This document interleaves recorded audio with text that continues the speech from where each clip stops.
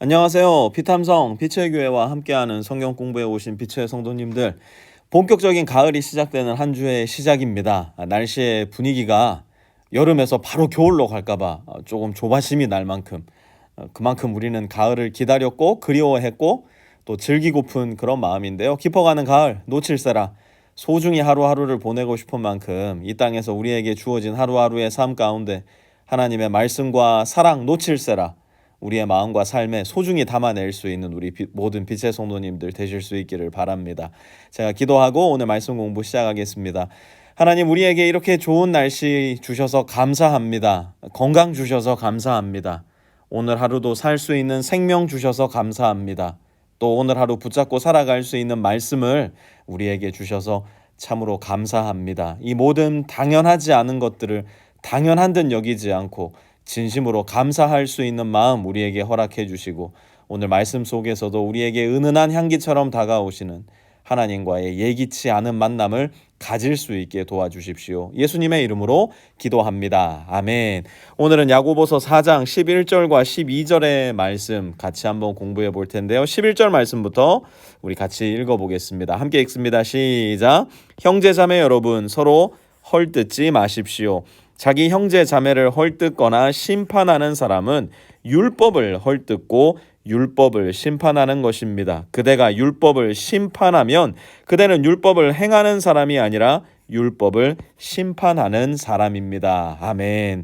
오늘 본문은 자칫 잘못 읽으면 좀 큰 오해를 할 수도 있는 말씀이에요. 그래서 차근차근 말씀을 살펴보면서 성령님께서 야고보를 통해 무슨 의도를 가지고 이 말씀을 기록하게 하셨을까 한번 생각해 보았으면 좋겠는데요. 다시 한번 11절 초반절을 보니까요. 형제 자매 여러분, 서로 뭐 하지 말라고요? 헐뜯지 마십시오. 사실 여기까지만 보면 이 말씀을 이해하는데 큰 어려움이 없겠지만 그 뒤에 따라오는 말씀이 사실 우리의 마음에 적지 않은 혼란을 가져다 줍니다. 계속 이어서 보면요. 자기 형제 자매를 헐뜯거나 심판하는 사람은, 자, 여기에 등장하는 이 심판이라는 단어, 우리가 흔히 이해하고 있듯이 남을 판단하고 정죄하고 비판하는 것에 이르기까지, 좀 더 쉬운 말로 하면 남의 잘못, 남의 실수, 명백한 죄에 이르기까지 그 무엇이 되었든지 간에 아무 말도 하지 말아라 라는 의미로, 라는 의미로 11절의 말씀이 해석될 수 있다는 겁니다. 여러분, 오늘날의 시대를 우리는 관용의 시대라고 부릅니다. 더 나아가서 오늘날 우리가 살아가는 시대를 지배하는 사상을 포스트 모더니즘 사상이라고 이야기하는데요. 곧 네가 느끼는 대로, 네가 좋은 대로, 네가 기준이 되어 살아가는 사상과 문화의 시대 속에서 이 관용, 이것은 현대인들의 가장 중요한 미덕이 되었고요. 또 가장 세련된 감각이 되어버렸습니다. 그래서 남들이 무슨 짓을 하며 살건, 남들이 어떻게 생각하건 그건 그 사람의 문제지 내 문제가 아니다 생각하는 것이 이 시대를 살아가는 필수 덕목이 되었다는 이야기예요. 그리고 그러한 시대 정신이 어디까지 틈탔다고요?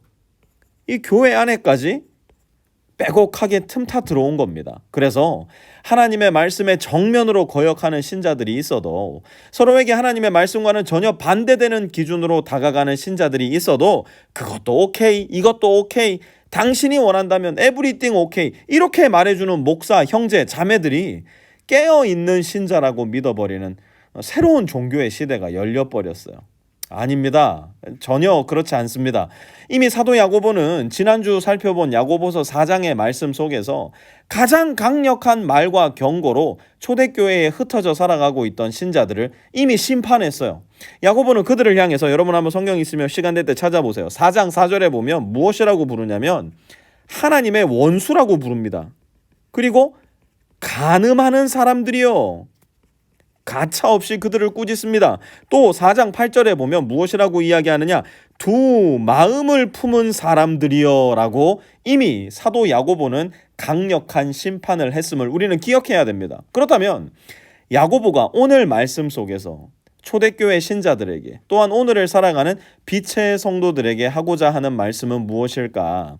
우리는 우리 문화 속에 깊이 스며들어 있는, 그러나 쉽사리 구별할 수 없는 이 비판 그리고 비난을 조금 구분해서 생각해 볼 필요가 있을 것 같은데요. 비판은 무엇이고 비난은 무엇일까? 여러 가지 사전적인 정의가 있을 수 있겠지만 성경의 정신에 비추어 본 비판과 비난의 손쉬운 구별은 이걸 거예요. 비판에는 사랑이 있지만 비난에는 사랑이 없습니다. 비판은 형제와 자매를 세웁니다. 일으켜줍니다. 회복시키고요. 위로합니다. 그리고 이 모든 것 안에 사랑을 더하는 겁니다. 하지만 비난은 형제와 자매를 무너뜨리려고 합니다. 넘어뜨리려고 하고 파괴합니다. 미워하고 죽이는 것이에요. 여러분, 제가 처음 달라스에 유학 왔을 때 제가 공부했던 학교가 달라스 다운타운 쪽에 있었거든요. 이 달라스 다운타운은 지금도 가보면 길이 참 많이 헷갈리는데요. 제가 다닌 학교 쪽으로 더 깊이 들어가면 이 길이 더 헷갈리는 경우가 상당히 많았어요. 그 이유 중 하나가 뭐냐면 이거예요. 원웨이. 뭡니까? 일방통행이 다운타운 쪽에는 정말 많습니다. 미국에 온 지 얼마 안 됐을 때 학교에서 만난 친구 하나가 어디에 가서 같이 식사를 하자면서, 지금은 이렇게 뭐 내비게이트를 키면은 다 되잖아요. 그런데 그때는 이 맵 퀘스트라고 종이에 이렇게 길을 막 프린트 해가지고 그걸 보고 찾아갔었어요. 그걸 보고 길을 이렇게 가고 있는데 갑자기 도로 옆을 걷던 한 행인이 저를 보고서는 막 성난 표정을 하면서 손가락질을 하면서 도로로 뛰어들어 앞을 가로막는 거예요. 제가 얼마나 당황을 했겠어요. 이게 말로만 듣던 미국 강도를 만난 건가. 그래도 신실한 목회자가 되어 보겠다고 여기까지 왔는데 이렇게 비명 행사하는 건가. 별별 생각이 다 들었는데 이 사람이 그렇게 한 이유를 보니까 그 길이 원웨이, 일방통행이었기 때문이었어요.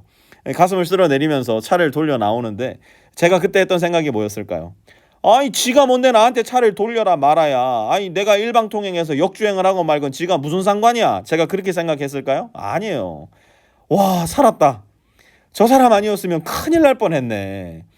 그 사람은 저를 이전에 한 번도 본 적이 없지만 한 명의 시민으로서, 또 하나의 사람으로서, 또 다른 사람을, 저 대한민국에서 온 무지하고 미국에 적응이 안 된 한 청년의 목숨을 살려준 것과도 마찬가지였다는 거예요. 우리도 마찬가지예요. 나의 형제 자매가 명백한 죄 가운데 있을 때, 나의 동료가, 나의 친구가 저 길로 가면 일방통행 원웨이라서 언젠가는 대형 사고 날 텐데, 그런 상황을 살아갈 때 우리는 이야기해야 됩니다. 우리는 비판해야 합니다. 우리는 세우고 일으켜주고 회복시키고 위로하고 그를 살리기 위해서 사랑으로 그 사람을 비판해야 합니다. 반면 비난은 뭐예요? 비록 그것이 사실이라 할지라도, 비록 그것이 그 사람의 잘못이고 죄이고 악이라 할지라도 그것을 이야기하는 내 마음속에, 어디에요?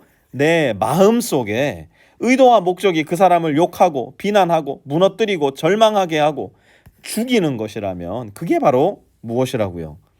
비난이라는 겁니다.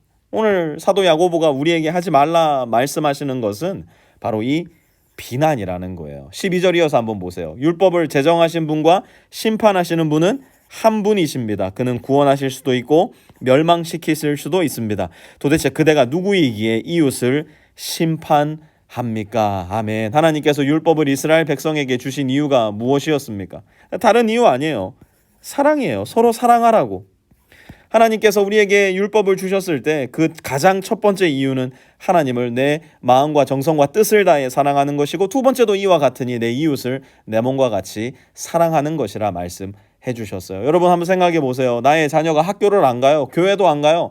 날마다 친구들 만나서 술 퍼마시고 마약하고 음탕한 관계를 가지고, 여러분 만약 내 자녀가 이렇게 산다면 오늘날 이 시대, 관용의 시대, 다원주의의 시대, 그래 네 인생 네가 사는 거지, 그것도 네가 좋다면 그렇게 살아봐라. 여러분 팔짱 끼고 그렇게 보실 수 있으시겠습니까? 집에 가두어 놓는 한이 있더라도, 심지어 정신병원에 입원시키는 한이 있더라도 내 자녀가 바른 길을 가도록 피눈물을 흘리면서 내 자녀를 바로잡지 않으시겠어요? 왜 그래요? 사랑하니까요. 사도 야고보는 우리에게 그 말씀하는 겁니다. 우리는 서로의 죄와 악, 교만과 오만함을 비판할 줄 알아야 됩니다. 그리고 그 비판은 반드시 내 안에 새겨진 하나님의 사랑. 나는 잘못 다닌 한이 있어도, 심지어 나는 죽는 한이 있어도 너만은 살아야 된다. 절박하고도 긴박한 사랑의 마음으로 행하는 것이어야 한다는 겁니다. 여러분, 내 안에 그런 사랑 있습니까? 만약 그렇다면 정말 조심스럽고 정중하고 신중하게 나의 형제와 자매의 삶에 사랑으로 개입하십시오. 비판하십시오. 그리고 눈물로 기도하십시오. 그러나 만약 내 안에 그런 사랑이 없다면 차라리 입을 다무는 게 낫습니다. 그리고 주님, 내 안에도 그런 사랑을 허락해 주십시오. 먼저 하나님의 사랑으로 내 마음을 채워 주십시오. 그것이 바로 우리의 교회를, 또한 나의 삶을, 또한 하나님의 나라를 든든히 세워나가는 중요한 방법이 될 겁니다. 하나님의 사랑을 가지고 내 형제와 자매를 세우고 일으키려는 마음으로 건강한 비판을 할 수 있는 사람, 하지만 사랑이 없어 비난이 된다면 기꺼이 내 입을 다물일 줄 아는 사람, 저와 여러분 되실 수 있기를 바랍니다. 하나님께서 나에게 주신 사랑으로 나의 이웃들을 세우고 섬기고 일으키고 살리는 일에 제가 쓰임받게 하여 주십시오. 사탄의 거짓말로 나의 이웃의 삶을 허물어뜨리고 넘어뜨리고 죽이는 어이없는 일에 쓰임받지 말게 해 주십시오. 우리 모든 빛의 성도들에게 하나님의 지혜와 성령의 민감함과 예수님의 사랑의 마음을 허락해 주셔서 우리 모두가 이 세상에서 올바로 쓰임받는 주님의 자녀들 다 되게 하여 주십시오. 예수님의 이름으로 기도합니다. 아멘.